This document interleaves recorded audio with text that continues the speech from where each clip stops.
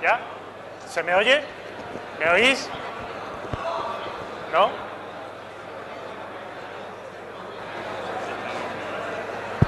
¿Sí? ¿Sí? ¿Ahora? ¿Ahora? ¿Así, así? ¿No me oís nada? Ahora. Bien. Yo no... Vamos, me preguntaron antes que si quería que me presentara alguien, pero creo que estoy tan visto que casi todos ya me conocéis, y los que no me conozcáis, bueno, soy Joaquín Aniceto, agente de medio ambiente, circunstancialmente llevo unos años de coordinador provincial en Cádiz, 25, casi 26 años de profesión, y bueno, el problema que tengo es que me meto en los charcos sin darme cuenta. Entonces, y que no sé decir que no. En noviembre del año pasado me plantearon unas jornadas técnicas que celebramos en Mollina para compañeros de toda Andalucía, el que diera una ponencia sobre código deontológico, sobre un manual de buenas prácticas. Y dije que sí, y me metí en un barrizal. ¿Y quién soy yo, además, para decir qué es lo que es ético y lo que no lo es? Es un poquito complicado. Entonces yo por eso mi ponencia digo hacia un código deontológico o manual de buenas prácticas, ¿no?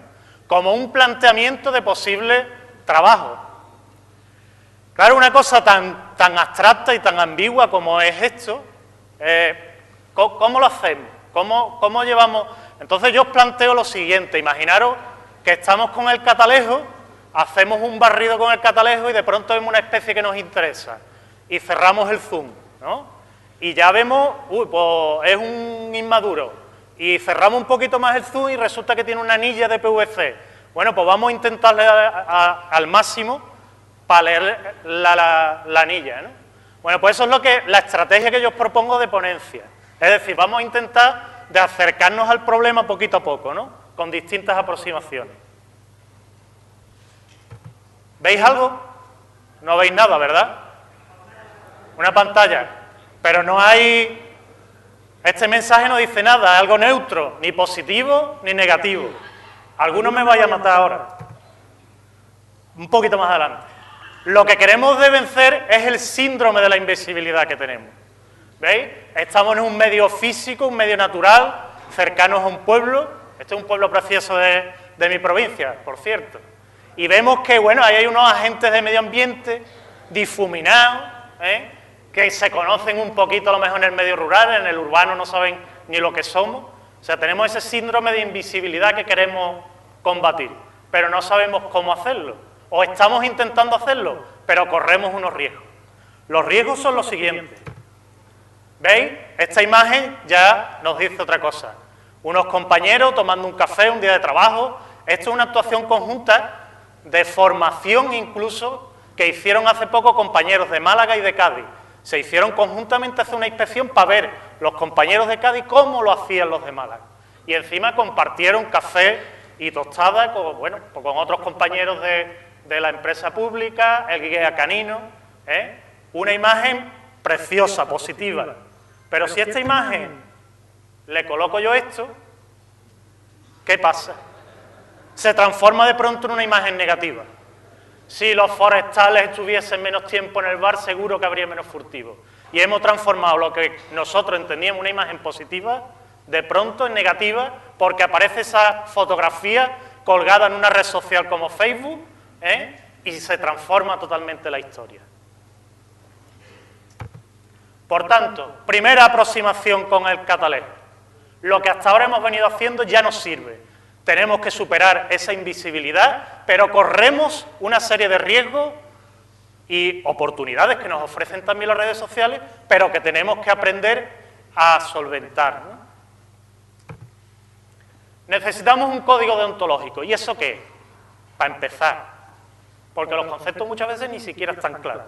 Bueno, código deontológico viene una expresión del griego, tudeon, que bueno, en definitiva es el estudio o ciencia de lo conveniente, de lo adecuado.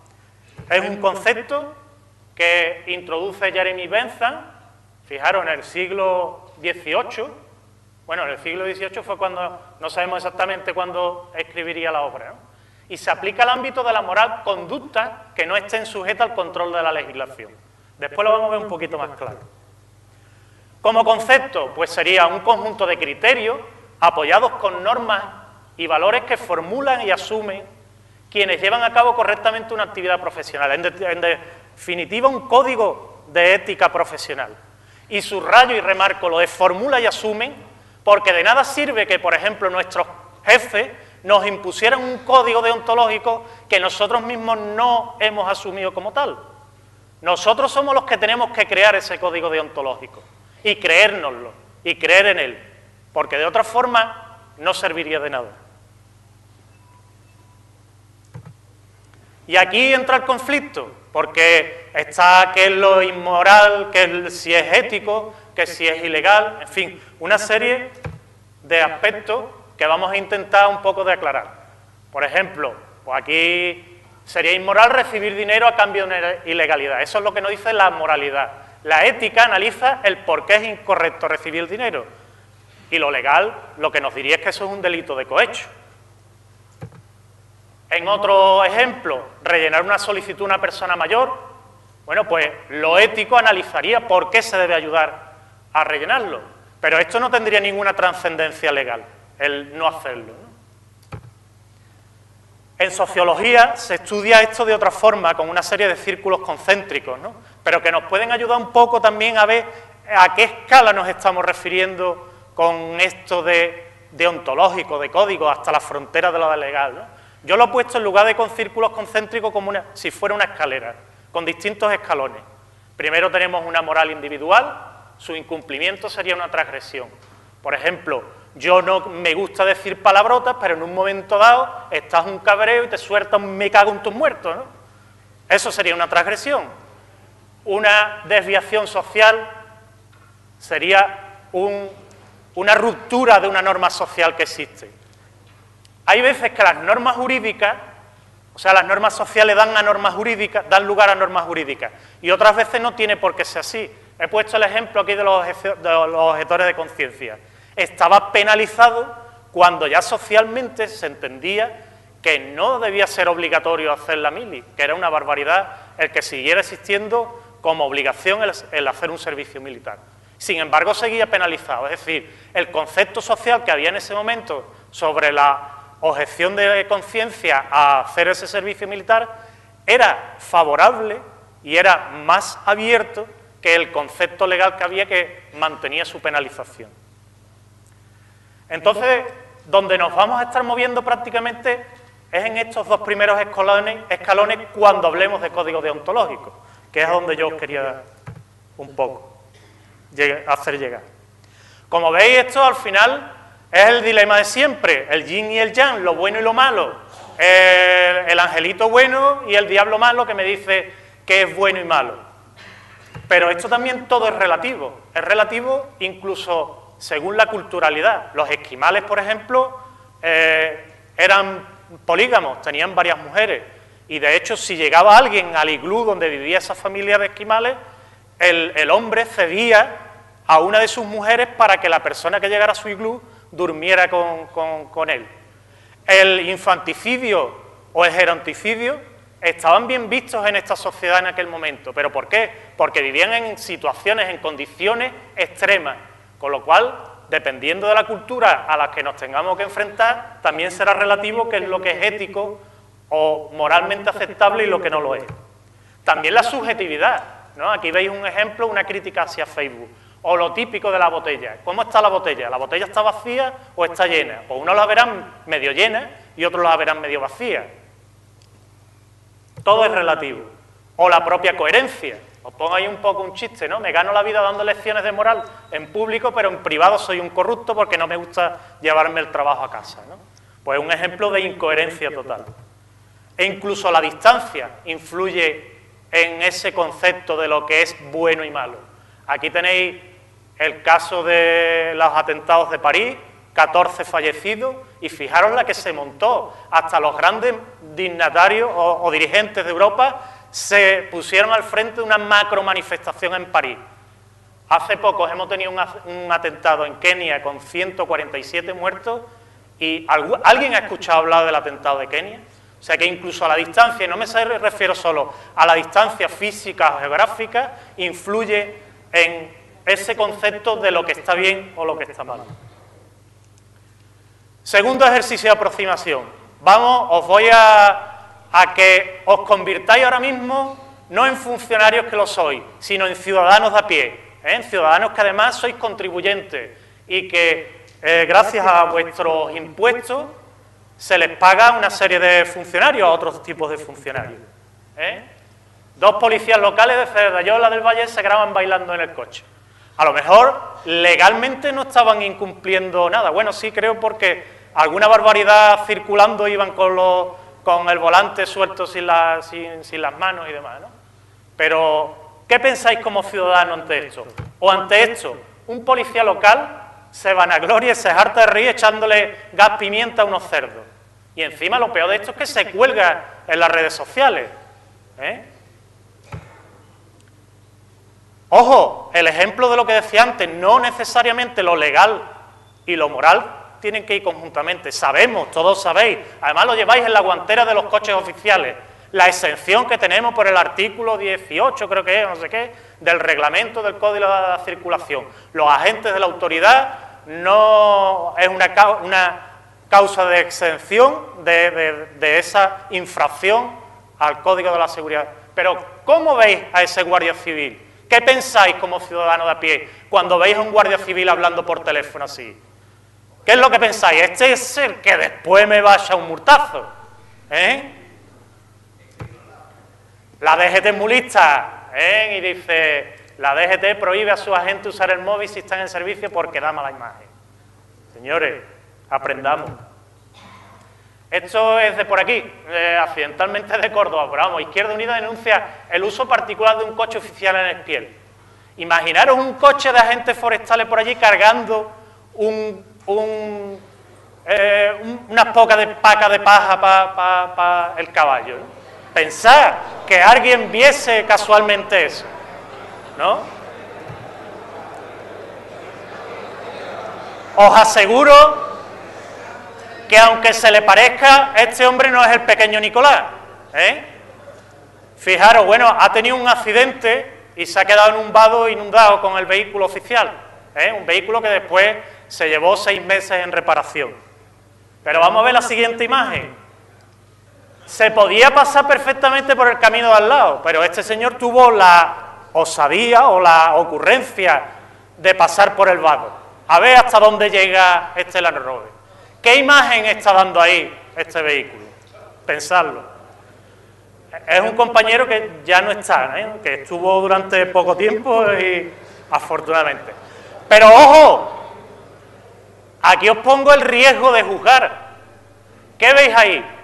He tapado las caras porque no sabían siquiera si alguno podría venir a este congreso y me autorizaba o no.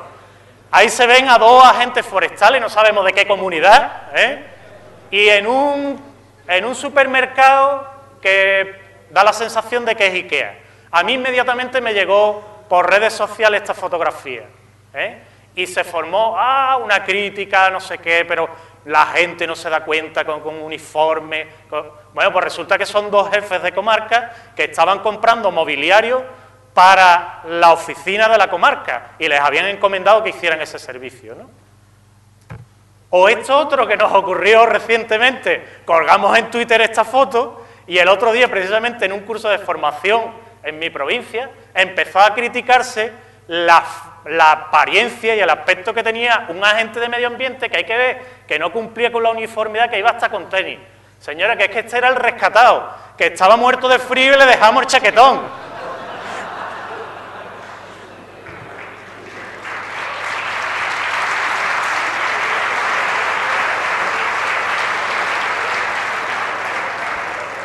Pero, ¿pensáis que esto es nuevo?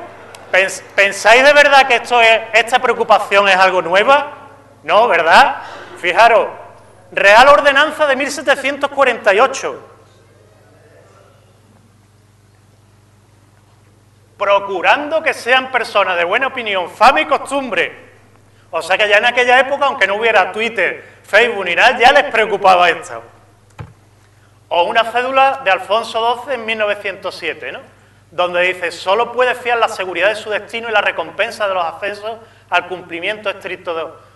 y apartado de todo lo que significa influencia a favor y convencido de todo eso. Curiosamente, nuestra Constitución española no aborda esa preocupación cuando habla de la administración pública. Lo único que nos habla es esto: eficacia, jerarquía, descentralización, todo eso, pero apenas habla. No es hasta el Estatuto Básico del Empleado Público del año 2007, donde, afortunadamente, yo cuando tuve que dar la ponencia en Mollina dije, menos mal, he visto la luz. Aquí están los principios básicos de funcionamiento de la administración pública por los que nos debemos regir como empleados públicos que somos. Y los vamos a repasar. Me llama especialmente la atención una cosa, no sé si habéis caído, deberes, 3 artículos. Derechos de los empleados, ¿cuántos son? 20, 37, 40, 37, ¿no? Si no, qué diferencia, ¿no? Le hemos cerrado el zoom y nos acercamos más al problema. Objetividad, vamos a ir describiendo cada uno de estos preceptos que marca el Estatuto Básico del Empleado Público. Esto es un agente forestal levantando un atestado sobre un presunto delito contra la ordenación del territorio. ¿Veis la objetividad con la que lo está describiendo? Integridad, hacer lo correcto incluso cuando nadie te está mirando. No vale eso de hacer por detrás a lo de poner los dedos cruzados. Neutralidad, ¿cuántas veces hemos tenido que estar lidiando, por ejemplo, entre 2 paisanos que tienen conflictos entre ellos y nosotros ahí en medio como mediadores del conflicto? Lo que no nos podemos es posicionar a favor de uno y en contra del otro. Lo que le tendremos que dar es lo que sea justo a cada uno de ellos. Responsabilidad, ser consciente. Si este congreso sale bien, pues seremos responsables de que salga bien. Pero si el congreso sale hecho una mierda, pues seremos responsables de que el congreso sea un bodrio. Ese es el peso de la responsabilidad. Y esto me encanta, porque esto fue con la crisis del virus del ébola, en cómo se describía perfectamente la responsabilidad. Al final, ¿la responsabilidad de quién era? Del último mono, la enfermera que se contagió. Imparcialidad, esto es buenísimo, un examen y se les dice que van a hacer una evaluación imparcial y que todos tienen que subir al mismo árbol. ¿Cómo va a subir un pez igual que un mono? De perogrullo, ¿no? Pero nos describe perfectamente lo que es la imparcialidad. Confidencialidad, el deber que tenemos como empleados públicos de sigilo profesional. Ese es el otro peligro que corremos ahora con las redes sociales. ¿Hasta dónde podemos y debemos contar? Esfuerzo en el trabajo, que es la dedicación. Esto no me lo estoy inventando, esto viene todo en el Estatuto Básico del Empleado Público, publicado en un boletín oficial del Estado. Transparencia, publicidad activa y derecho de acceso a la información pública. Ser modélico, yo digo además autoridad moral. Si yo soy, por ejemplo, coordinador y no soy puntual en mi trabajo, difícilmente yo pueda exigirle a un compañero de mi provincia que cumpla con su horario de trabajo. Si yo no voy correctamente uniformado, difícilmente le pueda decir a un compañero que se ponga el uniforme correctamente. Los que tenemos esa cuota mayor de responsabilidad, tenemos que tener muy en cuenta esto de la ejemplaridad. Tenemos que coordinar con autoridad moral. Autoridad, sin comentario para esta profesión. Tenemos el premio Nobel Goya a la austeridad. Somos jarrillo lata, que nos hemos bañado con casi nada. O sea que no os voy a contar nada que no sepáis. Accesibilidad, el grado en el que todas las personas puedan acceder a un servicio. Eficacia y eficiencia, no son conceptos distintos, y lo voy a poner con el ejemplo de un huevo frito. Imaginaros que vuestro coordinador, jefe de comarca o CAP, os ordena por así decirlo, que friáis un huevo frito. Y hacéis un huevo frito cojonudo. Eso significa que habéis sido muy eficaces, pero habéis sido poco eficientes porque habéis roto otros 4 o 5 huevos antes de llegar a freír ese huevo tal como os lo pidió vuestro coordinador. Esa es la diferencia entre eficacia y eficiencia, que a veces no tenemos un concepto claro. Honradez. ¿Quién es este hombre? Este hombre se llama Peter Angelina. En Sevilla se le llama Pedro. Es nigeriano y vive de vender pañuelos de papel en los semáforos para pagarse la carrera de medicina que está estudiando. Se encuentra en diciembre del año pasado una cartera con 16.000 euros y en lugar de quedársela y pagarse el resto de la carrera, los entrega a la policía para que se lo den a su legítimo dueño. Eso es honradez. Igualdad, derecho a ser tratado de igual forma. Imaginaros que nosotros atendiéramos a un ciudadano de forma diferente porque venga vestido de una forma o de otra. Como tiene pinta de Johnny, lo voy a alargar rápidamente, no me vaya a complicar la vida. No, tenemos que tratar al ciudadano exactamente igual. Compromiso cultural ambiental, si no lo tenemos nosotros, ¿quién lo va a tener? Si no. Igualdad de género, ser iguales aun siendo diferentes. ¿Vale? Estos son los principios que establece el Estatuto Básico del Empleado Público. Insisto, yo no me estoy inventando nada. Está publicado en BOE. Propuesta de manual de buenas prácticas. No lo he dicho hasta ahora. El código deontológico, digamos que sería, aunque en algunos sitios se entremezclan, sería como aquellos principios que lo marcan, y ahora el manual de buenas prácticas es cómo llevar a cabo la aplicación de esos principios. Y entonces está la propuesta final que yo lanzo sobre manual de principio de legalidad. Nos ajustaremos siempre en nuestras actuaciones al ordenamiento jurídico. Actuación imparcial. Perseguiremos la satisfacción de los intereses generales de la ciudadanía, atendiendo a consideraciones objetivas orientadas hacia la imparcialidad y la neutralidad y evitando posicionamientos personales, corporativos, clientelares o cualesquiera otros que colisionen con este principio. Lealtad y buena fe. Con la propia administración a la que pertenecemos, con nuestros compañeros y superiores y también con la ciudadanía. Trato igualitario, lo que comentábamos antes, respetaremos. Fijaros, además, estoy utilizando la forma verbal de la primera persona del plural, porque es fundamental lo que os decía antes, tenemos que asumirlo y tenemos que creérnoslo. Si no nos lo creemos, malo. Respetaremos los derechos y libertades individuales evitando toda actuación que pueda producir discriminación alguna. Incompatibilidad. Esto es un caso que hemos tenido recientemente que enseguida sale a las redes sociales y que se tergiversa. No es que se le esté prohibiendo a los agentes de medio ambiente de Andalucía ni a los técnicos del departamento de caza a que cacen. No es lo que dice el escrito. Ni siquiera lo dice Susana, la presidenta de la Junta de Andalucía, Susana Díaz. Lo que lo decía era un jefe de servicio de una determinada provincia ante una pregunta que se le formula. Lo que no puedes hacer tú es, imaginaros, me voy a ir a otra esfera para no hablar del tema de caza. Suponeros que yo tengo la potestad de otorgar ayudas económicas y al mismo tiempo puedo ser perceptor de una de esas ayudas. Veis que hay un conflicto de intereses claramente, ¿no? Eso es lo que trataba de decir ese escrito. Lo que yo no puedo ser gestor cinegético y encima llevar la zona de trabajo como agente de medio ambiente o agente forestal, donde estoy gestionando esa caza. Ahí hay un conflicto de intereses. Principio de honradez, sin perjuicio de lo establecido en el Código Penal, rechazaremos dádivas, regalos, trato de favor o condiciones ventajosas. Y ahora vamos al dilema del queso del pastor, que nos habrá pasado en infinidad de ocasiones a todos nosotros. El típico pastor que te conoce muchas veces, desde hace mucho tiempo, y que te ofrece como obsequio un queso, el quesito que le ha sobrado, o el quesito con el que a lo mejor se podía sacar unas perras más. Y tú lo aceptas o no lo aceptas, o le insistes incluso diciéndole, no te lo voy a aceptar, no, hombre, y hasta se enfada contigo, ¿no? Y hasta...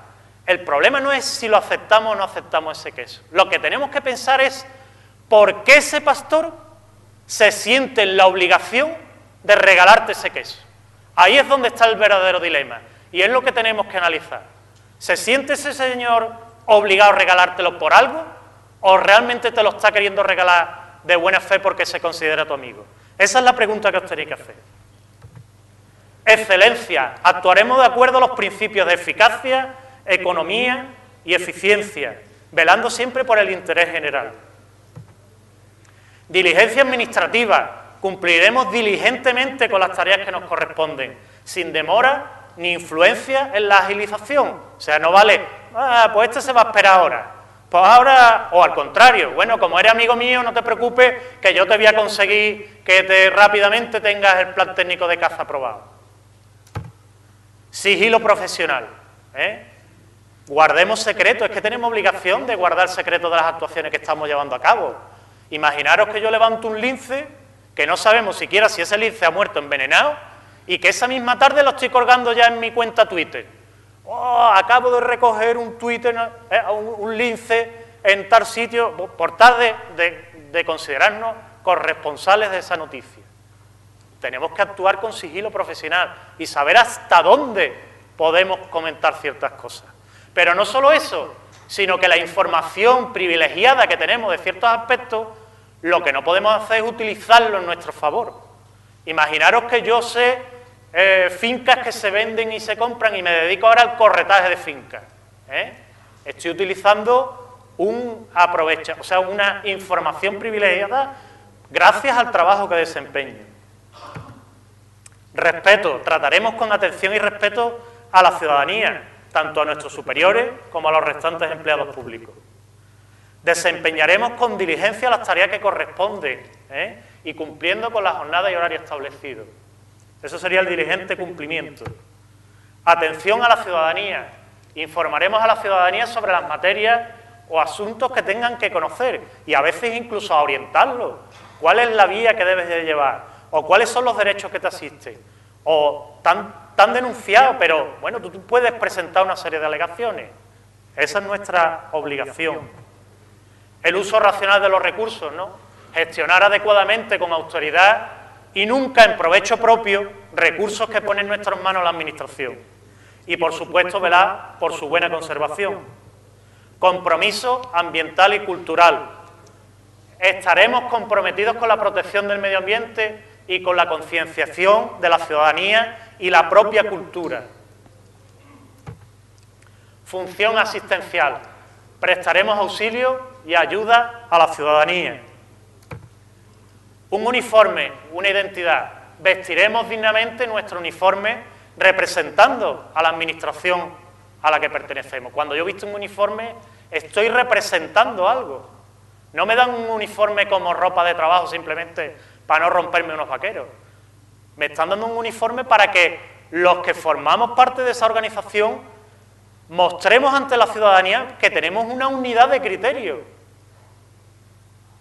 y que lógicamente el uniforme que vestimos debe ser nuestra carta de presentación ante la ciudadanía. No voy a hablar de los polos por fuera y esas cosas, pues ya sería entrar. Como reflexión final, los funcionarios dicen mucho de la organización o al Estado al que pertenecen. Podríamos optar por un tipo de organización como este, de Corea del Norte, o bien mucho más abierto como la policía de los Estados Unidos. ¿Y tú qué piensas? Muchas gracias, sobre todo por vuestra paciencia, y espero que os haya gustado.